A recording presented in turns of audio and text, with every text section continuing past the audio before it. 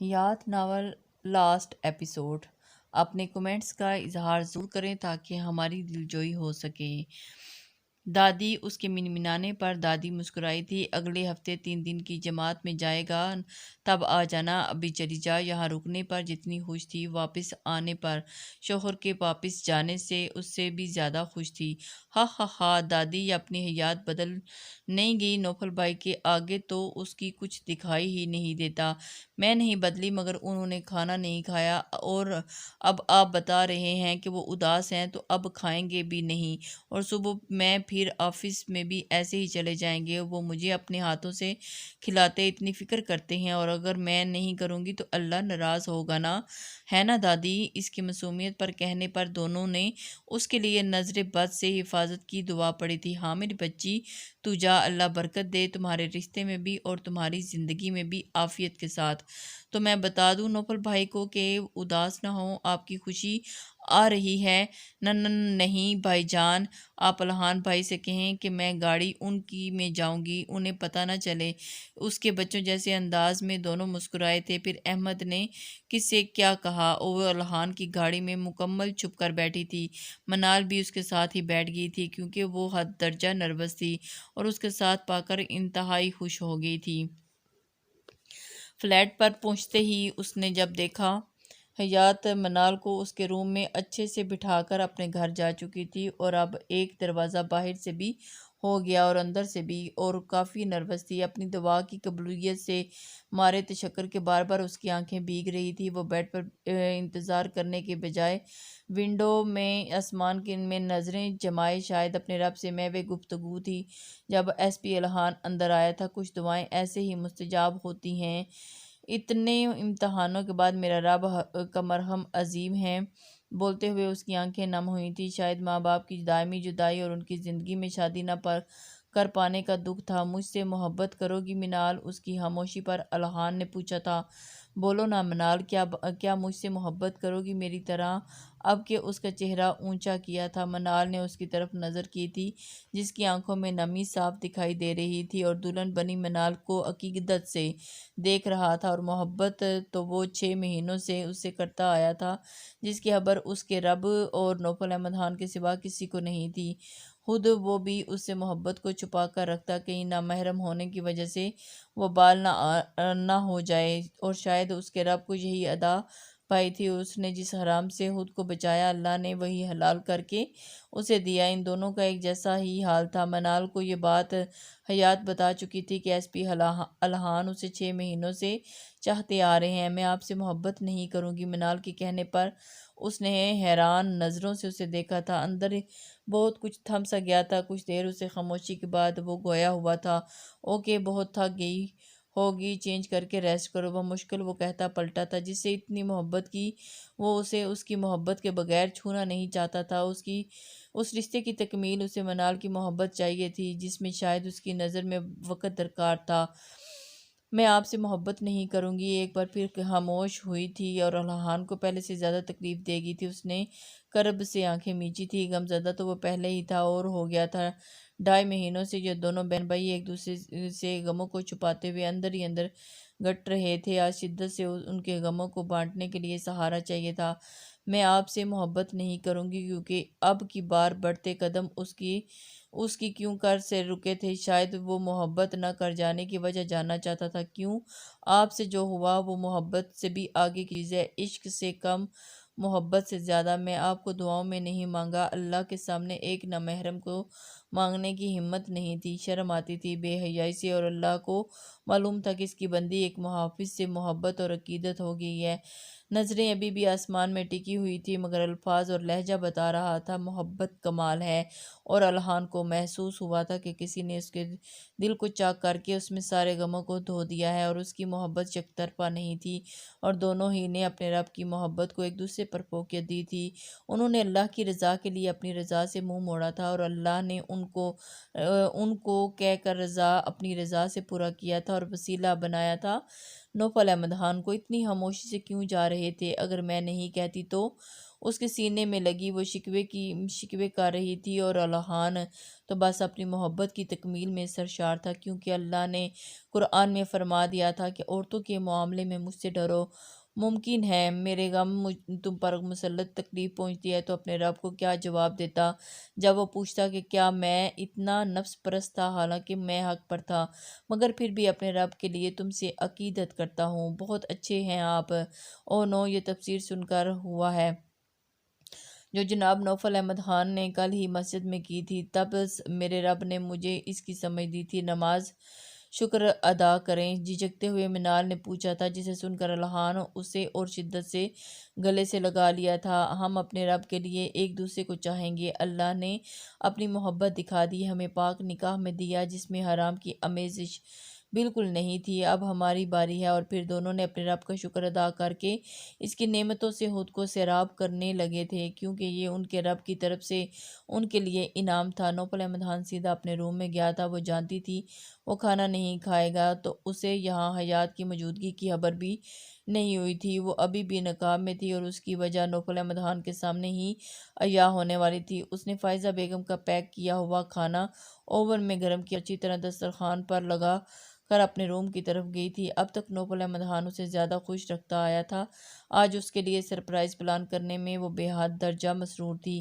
بیوی یار، کیوں رک گئی ہو وہاں؟ ہاں جانتا ہوں ان لوگوں کا بھی حق ہے، مگر گھر پہ ہوتا ہوں تو آنکھوں سے اوجھل بھی تم برداشت نہیں ہوتی۔ افسردہ سی آواز دروازے میں کھڑی حیات کے کانوں میں پہنچی تھی، اور تاؤز پڑتی وہ دھیرے دھیرے قدم اٹھاتی نوفل احمد خان کے پیچھے جا کھڑی ہوئی، اور اتنے ڈھیلے نقاب میں چھوٹی سی دکھائی دیتی ہوئی اپنے آپ کو حصار میں دھیرے دھیرے قید ہوتے دیکھ کر وہ حیران ہوا، اور لمس کو پہچانتے ہی جھٹکا کھا کر پلٹا اور حیات کو دیکھ کر حیران رہ گیا، جتنا حیران ہوا تھا اتنی شدت سے اس کے گرد حصار قائم کیا تھا۔ بیوی، کیا سچ میں ہو؟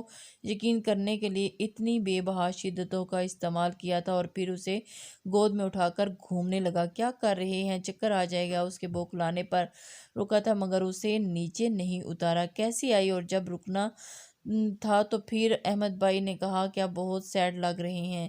تو بس میرا دل نہیں کیا رکنے کو، اور اس کے گلے میں اپنے ہاتھوں کو ڈالے وہ معصومیت سے بتا رہی تھی، بیوی یار کیا ہو تم؟ اتنا ایڈٹ کرو گی اپنا اور میرے ہی ساتھ کیوں نہیں؟ آپ کو خوش کرنا چاہتی تھی۔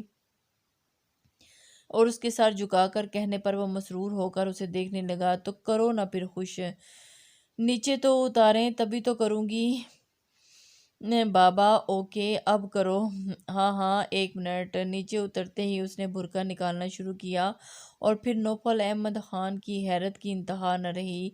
اسے اس کی 2 مہینوں کی پہلی خواہش یاد آئی۔ بیوی، کیا میرے لیے ساڑی پہنو گی؟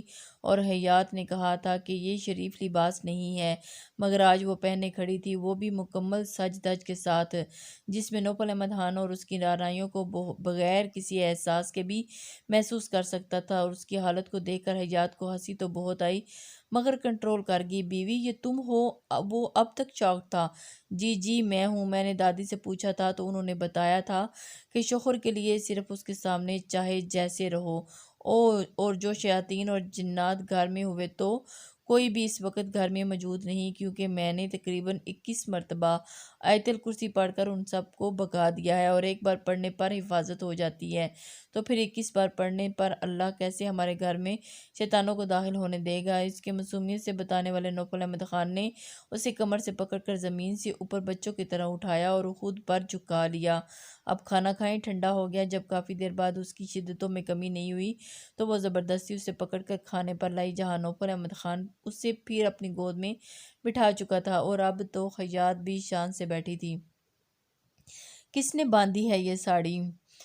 میں نے پھپھو سے سیکھ کر خود ہی باندھ لی تھی، ان سے ہی بندھوا لیتی، لیکن او نو، آپ کو تو نہیں پتا، عورتوں کے سامنے بھی کپڑے تبدیل نہیں کرنے چاہیے، تو پھر ان سے پہن کیسے سکتی تھی؟ میری پیاری بیوی، اللہ کی لاڈلی بندی، اس معاملے میں تو بہت توب ہو۔ ایک بات بتاؤ، تم نیچے مدرسے میں عورتوں کے سامنے چہرہ نہیں کھولتی، کیوں؟ اس کے منہ میں لقمہ ڈالتے ہوئے نوفل احمد خان نے پوچھا۔ حیرت حیات حیرت سے اس کی طرف مڑی۔ آپ کو کیسے پتہ ہے یہ کہ میں ان کے سامنے چہرہ؟ مسٹر عادل نے بتایا، ان کی بیوی بھی آتی ہے نا پڑھنے، تو وہ کہہ رہے تھے کہ عورتوں کے سامنے چہرہ تو کھول تو سکتے۔ بتاؤ کیوں نہیں کھولتی ان کے سامنے اپنا چہرہ؟ اسی لیے یہی وجہ ہے نہ کھولنے کی، نپے تلے لہجے میں جواب دیا۔ کیونکہ عورتوں سے بھی پردہ ہوتا ہے۔ کیا مطلب؟ وہ حیران ہوا تھا۔ مطلب یہی ہے کہ میرا چہرہ نہ کھولنے کی بات بھی مردوں میں پہنچ رہی ہے تو کھلے چہرے کی بات کیسے نہ پہنچے گی؟ وہ عورتیں بہت شوق اور محبت سے میری بات سنتی ہیں، پسند کرتی ہیں اور جوش میں آ کر، بے شک ان کی نیت بری نہ ہو مگر وہ اپنے مردوں سے اس کا ذکر کریں گی۔ اگر ان کے مرد یہ پوچھنے لگیں گے کہ دیکھنے میں کیسی ہے تو پھر میری بناوٹ ان پر ظاہر کر دیں گی۔ اس لیے سختی سے حکم ہے دونوں کے لیے کہ اپنے مرد عورت کے سامنے تم غیر مرد عورت کا تذکرہ نہ کیا کرو۔ عورتوں کی سب سے بری عادت یہی ہے کہ وہ اپنے مردوں کو دوسری عورتوں کی بات بتاتی ہیں، جس کی وجہ سے ان کے مرد اندیکھی صرف سنی ہوئی عورتوں میں دلچسپی لینے لگتے ہیں۔ بہت سی عورتیں اپنے مردوں کو گناہ پر لگاتی ہیں اور ان کے مردوں کا ایمان اتنا کمزور ہوتا ہے کہ گناہ میں پڑ جاتی ہیں، اور یہی وجہ ہے کہ اللہ کے نبی نے منع فرمایا، یعنی عورتوں کو حکم دیا کہ عورتوں کے سامنے بھی اپنی زیب و زینت نہ کھولا کرو، اور مرد یعنی مردوں کی طرح مقابلہ کرنے والی، بازاروں میں مردوں کی طرح لڑنے جھگڑنے والی عورتوں سے ایسا ہی پردہ ہے جیسے مرد سے۔ مجھے سمجھ میں نہیں آتا بیوی کس طرح تمہارا احترام کروں، جتنا کرتا ہوں ہر بار اتنا ہی کم لگتا ہے، میرا اللہ ہی کروا سکتا ہے۔ بس نو، بس دعا کیا کریں کہ اللہ ہمیں ایسے ہی احترام والا رکھے، کیونکہ استقامت اصل ہے، نیکی کرنا کمال نہیں، اس پر ٹکے رہنا کمال ہے، اور وہ بھی کمال ہے بیوی جو نوفل احمد خان اپنی بیوی پر کرتا ہے۔ میری منہ دکھائی آپ نے بغیر گفتگو دیکھا میرا، اب منہ پھلا کر اس کی طرف رخ پھیر کر نوفل احمد خان تو بس اس کے پل پل بدلتے روپ کو میں جیتا تھا۔ بیوی منہ دکھائی تو میں 1 مہینہ پہلے دے چکا ہوں، لبوں کو نہ دانتوں میں دبا کر بولا، کب دیا؟ میں نے تو دیکھا بھی نہیں اور میرے ہاتھ میں بھی نہیں دیا، منہ ہنوز پھولا ہوا تھا۔ دیا ہے بیوی، ہاتھ میں نہیں دیا، مگر پھر کس میں دیا؟ تمہارے اس چھوٹے سے پیارے سے اسٹمک میں۔ آپ بہت، اور پھر اسے کتنی دیر تک ہنساتا رہا تھا، اور اس کا رب ان پر حد درجے مہربان تھا۔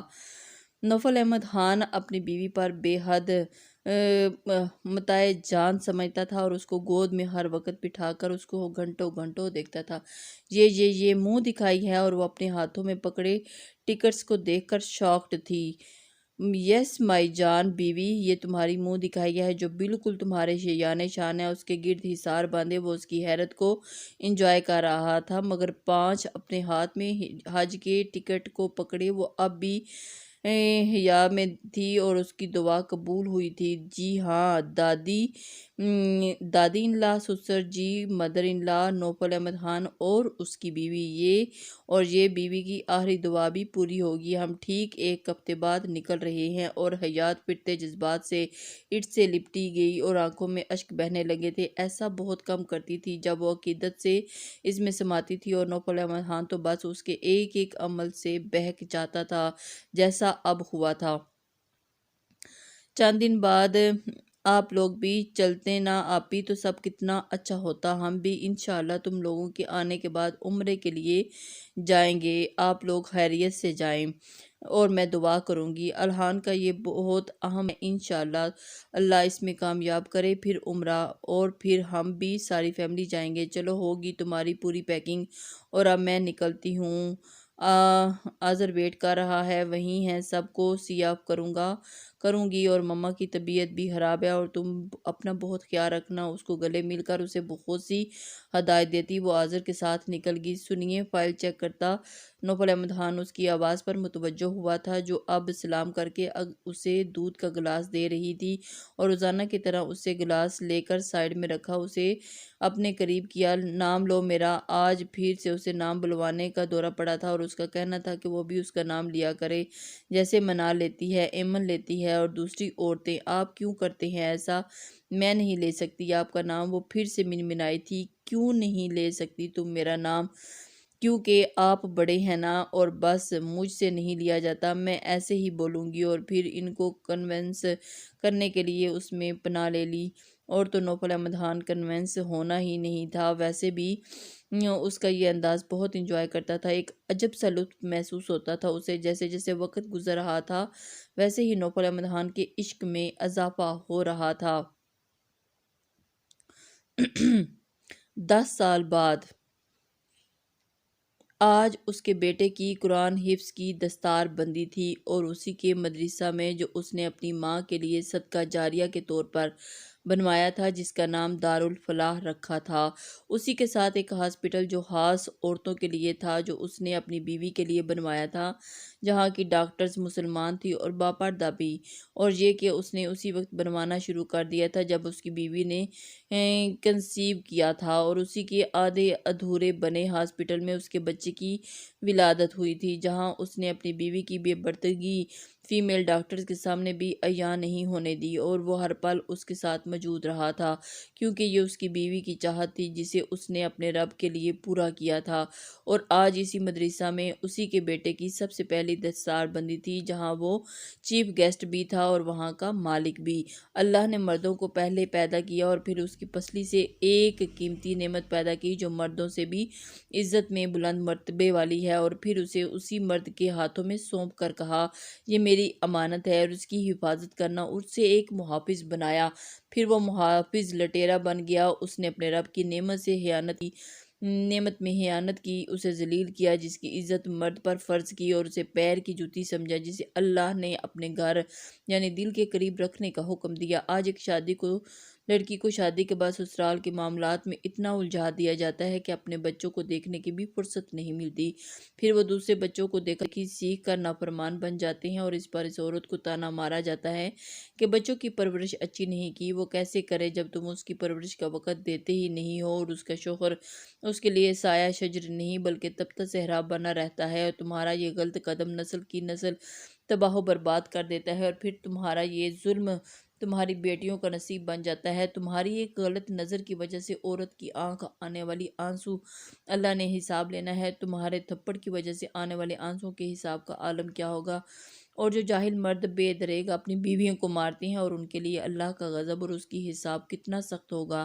یہ مرد کی سب سے بڑی توہین ہے، اور اپنی بیوی کی پیر کی جوتی سمجھتا ہے، اور اس کا مطلب وہ بے وقوف مرد نہیں، وہ اپنی بیوی کو پیر کی جوتی کہہ کر خود کو پیر بنا رہا ہے، اور اپنی بیوی کو آرام دہ نہ اسے ایک پرورش کے لیے کام کرنا مرد کا کام ہے، مگر مردوں نے بس اپنے مرد ہونے کے ذم میں اپنی نسلوں کو تباہ کر دیا اور الزام دیا اپنی بیوی کو۔ کیا اللہ یہ نہیں دیکھ رہا، اور کیا اللہ اس کمزور قوم پر ظلم ہونے تمہیں بخش دے گا جب تم اپنی عورتوں کی ناقدری کرتے ہو؟ اللہ تم پر رزق کی تنگی کر دیتا ہے، کیونکہ ایک بیوی کے تو پہلے اللہ اس کے خامند کو رزق دیتا ہے۔ میرے نبی نے فرما دیا، تم میں سے بہترین شخص وہ ہے جس کا معاملہ اس کی بیوی سے بہترین ہو، اور دوسری جگہ فرما دیا، کسی مرد کی اچھائی یا برائی دیکھنی ہو تو اس کا معاملہ اس کے گھر والوں کے ساتھ دیکھ لو، نکال کر دیکھو حدیثوں میں میرے نبی کے معاملات کیسے تھے، اور اپنی بیویوں سے جو اٹھتے بھی ایسے تھے، اور بیوی کی نیند میں خلل نہ پڑ جائے، جنہوں نے اپنی بیوی کے لاڈلے بچے کی طرح اٹھائے تھے۔ اور کیا فرمان نہیں، عورتوں کے معاملے میں اللہ سے ڈرو، عورتوں پر ظلم کرنے والے پر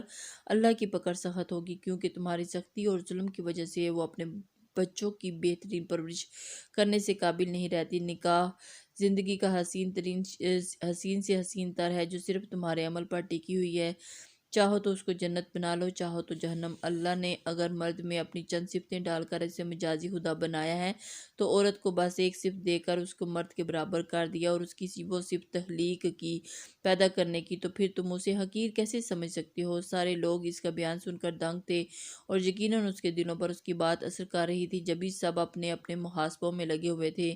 اللہ نے اسی لیے عورت پر کام کا بوجھ نہیں ڈالا، یہ بھی شوہر کی ذمہ داری ہے، اور گھر کے کام کاج کا انتظام کروائے تاکہ وہ اپنے بچوں کی صحیح تربیت کر سکے، مگر پھر بھی یہ بیوی کا شوہر پر احسان ہوتا ہے کہ وہ اس کے گھر کا کام کاج بھی کرتی ہے اور بچوں کی تربیت بھی کرتی ہے۔ اگر ہم سنت نبوی کو کھول کر دیکھیں اور اندازہ ہوگا کہ اللہ نے عورت پر کوئی بوجھ ڈالا ہی نہیں سوائے تخلیق کے، جو انہیں مرد کے برابر لا کھڑا کرتا ہے، اور پھر جنت کے لالچ میں ہم لوگ اللہ کو راضی کرتے ہیں، اپنا لہو بہاتے ہیں، اور اللہ رب العزت نے اٹھا کر اسی عورت کے قدموں میں کے نیچے ڈال دی، جنت کو ڈال دیا۔ جسے مرد حقارت کے نظر سے دیکھتے ہیں۔ توبہ کرو، بے شک اللہ معاف کرنے والا ہے، اور اپنی ازدواجی زندگی کو بہترین بنا کر بہترین لوگوں کو وجود میں لائیے جنہیں اسلام کی شہزادت ہونے کا شرف حاصل ہونا۔ شیطان کے چیلے، تو آپ کا سوال جو تھا میرے بچے کے 9.5 سال کی عمر میں کیسے دستار بندی ہو رہی ہے، یہ اتنے بہترین کیسے ہیں؟ تو توجہ ہے میری بیوی اور اس کے بہتر تعاون کی۔ میں اپنی بیوی کو گھر کے باس اتنے ہی کام کرنے دیتا ہوں جتنے وہ بالکل نہ تھکیں۔ اس کے زبردستی کرنے پر وہ اپنے بچوں کا خیال رکھے، میرے پیچھے رکھ سکے، اور پھر جب میں گھر جاتا ہوں تو ان لوگوں کو دیکھ کر دن بھر کی ساری تھکن بھول جاتا ہوں، کیونکہ میری بیوی نے ہمارے بچوں کو اسلام کے شہزادے اور شہزادیوں کی طرح بنایا، جو آنکھوں کی ٹھنڈک اور دل کا سکون ہے۔ اور پھر ان لوگوں کا خیال رکھ کر میں اپنا فرض ادا کرتا ہوں، جس میں میرے لیے سکون ہے، بیزاری نہیں۔ اور دوسرا سوال جو آپ لوگوں کا ہے، وہ مجھے اپنے بچوں سے زیادہ محبت ہے یا اپنے کام سے، تو میرا جواب یہ ہے کہ مجھے اپنے رب کے بعد اپنی بیوی سے ہے محبت ہے، اور اس کے بعد اپنے بچوں سے۔ اور لوگ کامیاب بزنس مین جواب سن کر دنگ ہی رہ گئے تھے۔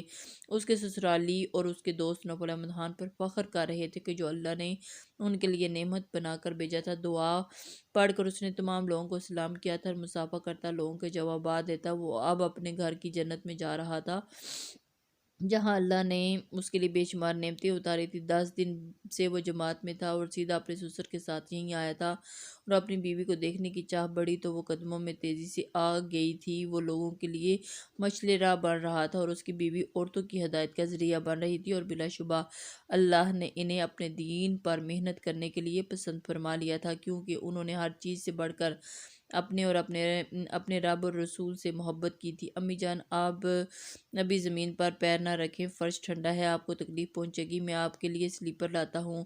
اس کا دوسرا 8 سالہ بیٹا قاسم اپنی ماں کو بغیر سلیپر کے سوفر سے اترتے دیکھ کر دوڑ آیا تھا، اور او میری جان کچھ نہیں ہوگا، اس نے اس کے گالوں پر پیار کرتے ہوئے کہا تھا۔ نہیں امی جان، آپ کی طبیعت ٹھیک نہیں، یہ پہن کر اتریں اور بتائیں کہاں جانا ہے آپ کو؟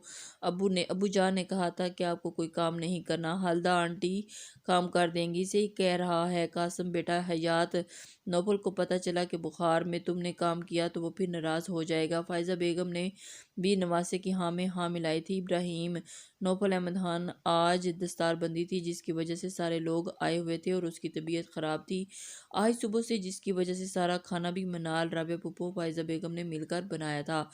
5 سال قبل دادی کا انتقال ہو چکا تھا، جو آج بھی باتوں میں اول روز سے ہی ایک نیک طرح زندہ تھی۔ ان 10 سالوں میں جہاں اللہ نے اسے 4 بچوں سے نوازا، وہیں منال کے بھی 4 ہی بچے تھے اور آذر کے بھی بس احمد کے 2 ہی تھے، اور ان کے بچوں کی تربیت میں بچپن سے ہی ایسی پختگی تھی کہ وہ لوگ اپنے ماں باپ کو بادشاہ اور ملکہ کی طرح ٹریٹ کرتے تھے۔ اور ان بچوں میں نوفل احمد خان اور حیات کے بچے نہایت ہی نمایاں تھے۔ بیٹے بالکل نوفل احمد خان کی طرح ہی خیال رکھتے تھے، اور ایک جنت تھی ان کی جو اللہ نے ان کی زمین پر ہی اتار دی، اور پھر وہ بہت ہی خوشگوار ماحول میں کھانا کھایا گیا۔ نوفل احمد خان نے سب لوگوں میں اپنی بیوی کی غیر موجودگی شدت سے محسوس کی تھی۔ اس کی طبیعت کچھ ایسی ہو رہی تھی، اس لیے وہ آرام کر رہی تھی، اور اس کی بے چینی اس کی ساس محسوس کر چکی تھی۔ حیات کے لیے اس کی شدت سے سبھی واقف تھے۔ صحیح سے کیوں نہیں کھا رہے ہو؟ الہان نے اس کی غائب دماغی نوٹ کر لی تھی۔ میری بیوی بیمار ہوئی اور اس نے مجھے بتایا بھی نہیں، اتنی زیادہ نہیں ہے، بتایا تھا مجھے منال نے۔ ابو جان، میں امی کے پیروں پر زیتون کا تیل لگا کر آیا ہوں، زبردستی ان کے پیر بہت ٹھنڈے ہو رہے ہیں، ہے نا؟ قاسم کے بتانے پر وہ اور بے چین ہوا تھا، اور آج بھی ایسا تھا اپنی بیوی کا عاشق۔ چلو بھائی اب آرام کرو، سب رات کافی ہوگی۔ اب فرحان صدیقی بھی داماد کی پریشانی محسوس کر گئے تھے، جو مروت میں ان سب کے ساتھ بیٹھا ہوا تھا۔ ابو جان، میں نانا جان کے ساتھ سوؤں گا۔ عبداللہ الہان کا بیٹا کہنے پر قاسم بھی آگے آیا تھا، اور ان کی دیکھا دیکھی اس کی بیٹیاں بھی۔ یہ سب اپنے بالکل بچوں، چلو سب میرے ساتھ چلو۔ جب بھی بچوں کے نانا نانی آتے تو سارے بچے انہی کی گود میں ہو جاتے، اور اپنی بیوی کا کھانا لے کر وہ اپنے روم کی طرف بڑھ گیا تھا، اور جا کر اپنی بیوی کو روم میں داخل ہوتے ہی حیات ابراہیم کو گود میں لیے بیٹھی تھی اور اس سے اس کی ساری رودات سن رہی تھی، اور ابراہیم ساتھ ہی ساتھ اس کا سر بھی دبا رہا تھا۔ وہ بلا شبہ نوفل احمد خان کی کاپی تھا۔ ابو جان، امی کے قدموں کے نیچے جنت ہے نا؟ ہاں بیٹا۔ اتنا سنتے ہی ابراہیم حیات کے قدموں میں جھکا تھا اور اس کے پیروں کو بوسہ دیا تھا، اور حیات اسے روک بھی نہیں پائی۔ نوفل احمد خان مسکرا کر بیٹے کو دیکھا تھا۔ مولان نے کہا تھا کہ جنت کی خوشبو وہی سونگھ سکتا ہے جو اپنے والدین کا فرما بردار ہوتا ہے، اور میں نے بھی ابھی وہی خوشبو سونگھی۔ ابو جان، میں فرما بردار ہوں نا؟ اس میں رب کی ناراضگی کا خوف بالکل بھی حیات جیسا تھا۔ ہاں میرے لال، تم فرما بردار ہو، اب جاؤ، ورنہ نانا جان کے قصے سننے کو نہیں ملیں گے۔ اس کے کہنے پر وہ دونوں کو سلام کرتا ان کے ہاتھوں پر بوسہ دیتا چلا گیا۔ ناراض ہیں؟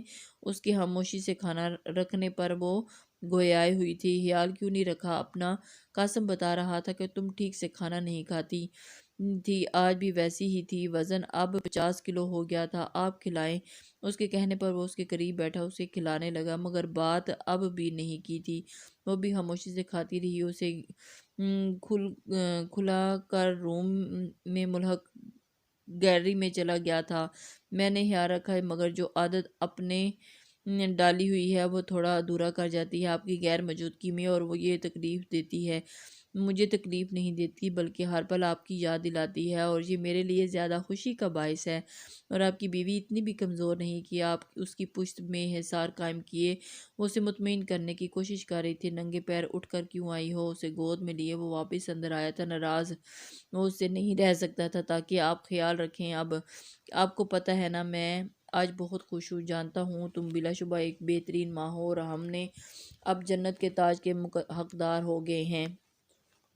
اسے اپنی گود میں بٹھائے اور مضبوط حصار قائم کیے۔ اب وہ اپنی تھکن اتار رہا تھا۔ آج مجھے دادی بہت یاد آئی تھی، اور نوفل احمد خان اس کی بیماری کی وجہ پا گیا تھا۔ اس کی دادی سے انسیت وہ اچھی طرح واقف تھا، اور آج ہمارے بچوں کو دیکھتی نا تو بہت خوش ہوتی، اور مجھے یقین ہے کہ اللہ نے انہیں ابھی بھی خوش رکھا ہوگا۔ اس بار کتنے لوگوں کو حج پر بھیج رہے ہیں؟ اس کے ہاتھوں کو اپنے چہرے پر رکھتے ہوئے پوچھا تھا۔ 4۔ اس بار جماعت میں کیا کیا کر آئے ہیں؟